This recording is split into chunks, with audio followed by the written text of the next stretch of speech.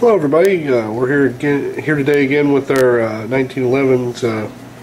Thought I'd show you today is how to replace and some adjustments that you can make on your Sear Spring.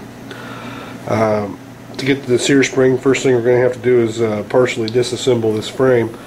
Obviously, if you don't feel comfortable doing that, then take it to a qualified gunsmith to take care of that for you. Also, one of the things that can happen with the adjustment on the Sear Spring is you're going to modify your trigger pull. To do that, you're going to need a trigger pull weight gauge, which we do not have here today. So one of the things I'm going to suggest to you, and one of the things I'm going to do is as I show you how to replace this spring and make the adjustments on it, at the end of the video, one of the things I am going to do is replace the spring that came out of this pistol back in it, because I know that that spring is adjusted correctly.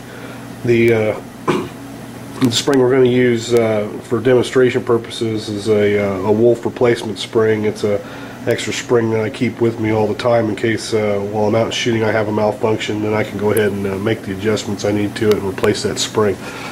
Anyway, we'll get started here, and I'll show you how that spring sets in the pistol and the adjustments that need to be made to it.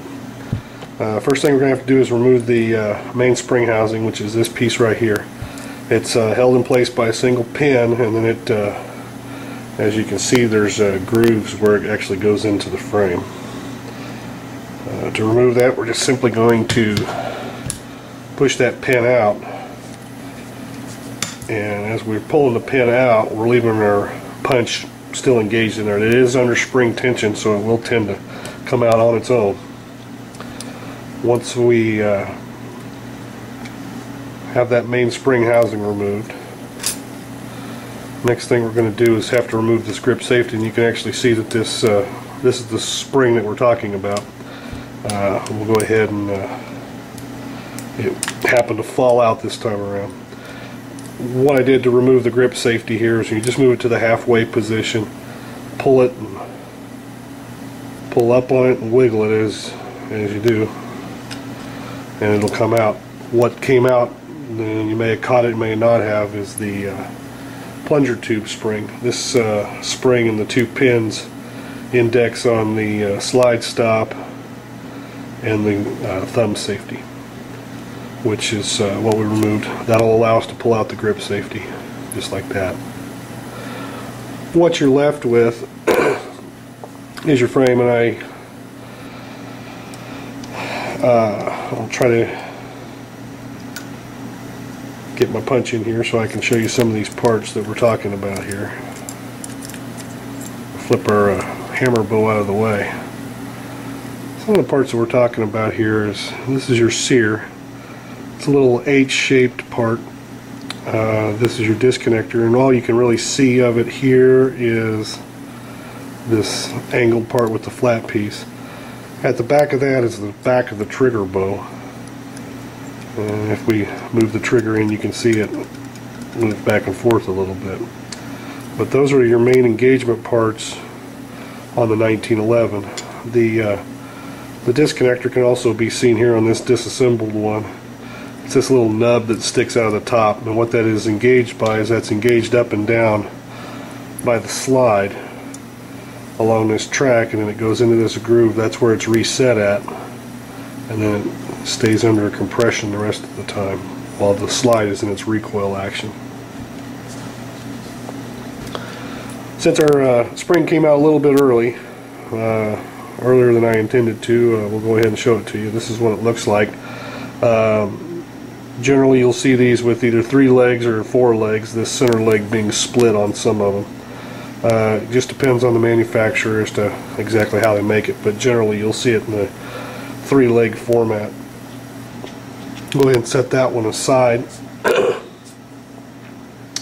Our new one, like I say, is a Wolf spring. The way this works is your sear leg, the leg that engages the sear, is this one. Your middle leg is your disconnector leg, and that's what controls the up and down pressure on the disconnector. This also controls the amount of trigger pull which you'll have in the end. This third leg is the portion of the spring that controls your grip safety. If you have a spongy grip safety, this will be the part that needs adjustment. The way this goes in back into the frame, looking at this frame here, you'll see this groove. That is mated with this little leg on the bottom of the Sear Spring. And then your disconnector leg will go, or your Sear leg will go on this leg of the Sear. Your disconnector will go on this angle portion of the disconnector, and the grip safety leg will stick out the back here. So we'll go ahead and show you how to install that. See, it just slides into the frame, is indexed on that groove, and once it's in that groove,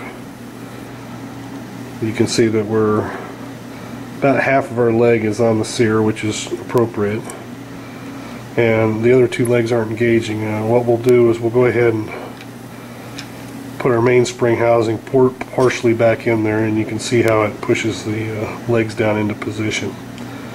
And this is the position that they would normally ride in. And this, like I say, your grip safety leg sticks out back toward the back of the pistol. Go ahead and put our trigger bow back down, let the mainspring housing engage that and hold it into place for our assembly portion. Go ahead and put our plunger tube spring and pin that is also what holds the grip safety in place. So we go ahead and get our grip safety into place, install our plunger spring and pins back in.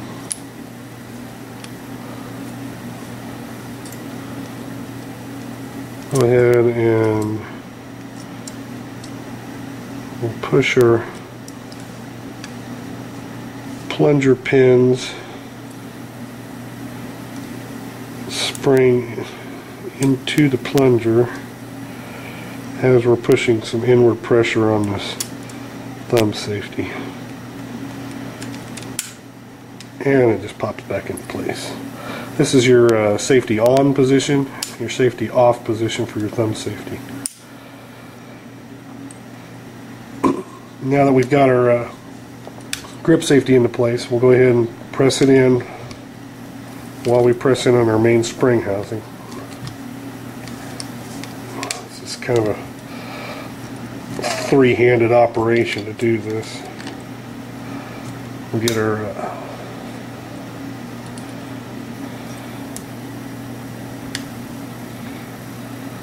punch in and start engaging the pin back into the housing. It goes about halfway in. So we'll get this pin back to the frame where it's flush on both sides, as it should be. And then we'll need to perform a series of function tests on it. The first one is whether the grip safety is spongy or not, which in this case it's not. So that's a good thing. If it was, what we would need to do is take this spring and pull it back toward us to add more tension to that spring. That will eliminate the spongy grip safety. The next test we want to run is go ahead and engage the grip safety, pull the trigger. So our Sear and our trigger are engaging properly.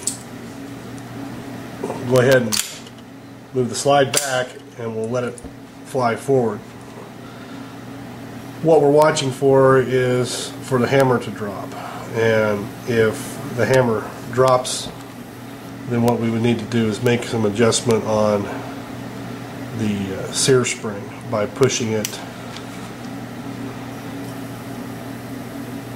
further into the pistol, adding tension to the to where it's engaging that leg of the Sear. Since we're on the discussion of Sears, the out of the pistol this is what the sear looks like, and this is what the disconnector looks like. On the sear, this surface right here is what engages the trigger, and that has two very finite angles cut into it. And how that works is the sear and the hammer pretty much ride like this. As the hammer is cocked back, it first goes into the half cock notch, which is a pretty good sized notch. It allows quite a bit of movement in the sear or a bad sear surface to engage it. However, in the full cocked position, which is right there, you can see that it's very, very little space at all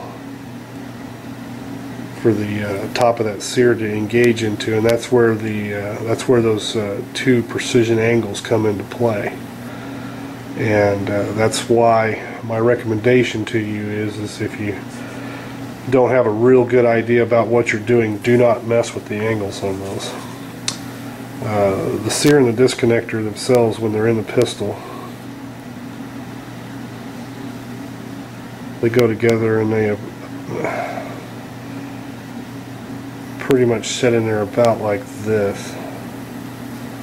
One pin holds both pieces in place in the frame, but that gives you an idea of what they're looking at. And as you're looking at it from the back of the frame where we're working, this is about the only portion of those parts that you see. Anyway, to continue on,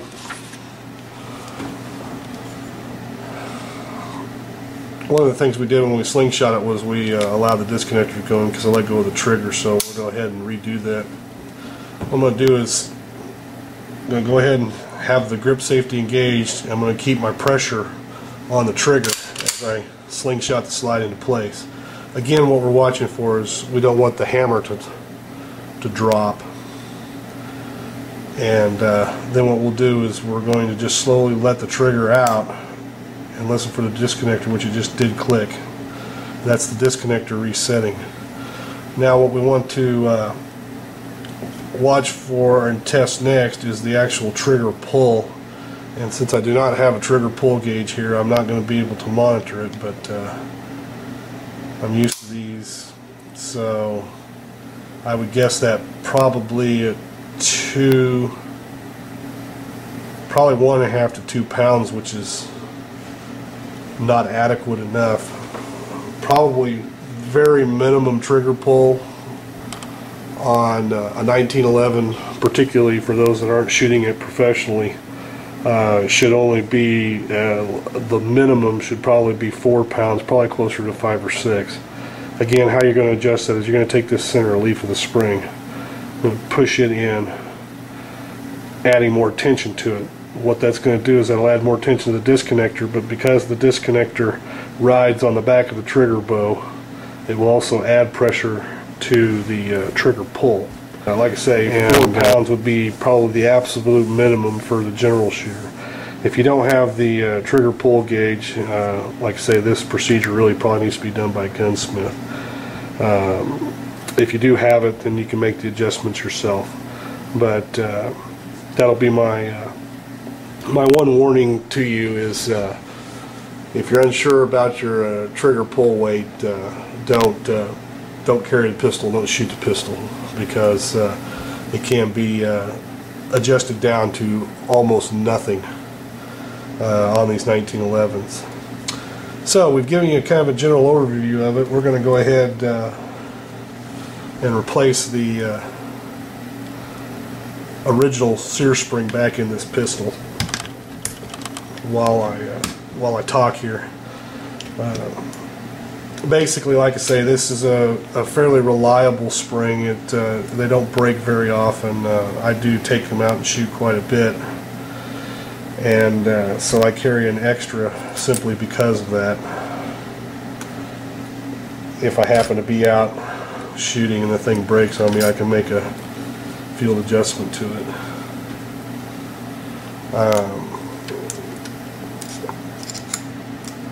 and get it close enough for what I do. Like I say, I shoot this pistol quite a bit. I average somewhere in the neighborhood of 500 rounds a month. So I do have the possibility of those parts breaking on me.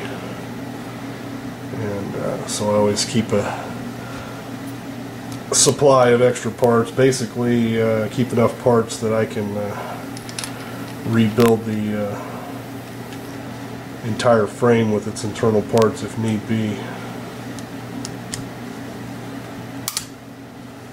And I take those with me when I go out and shoot.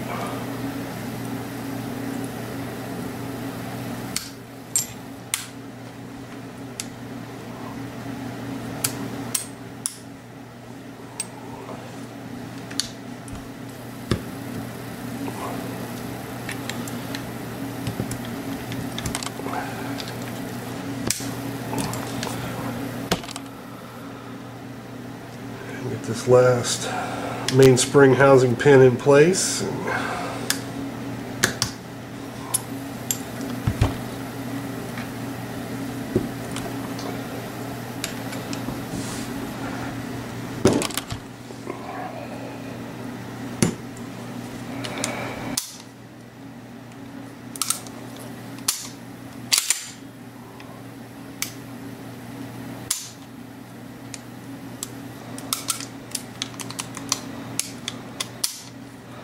Go through our function test and we're done.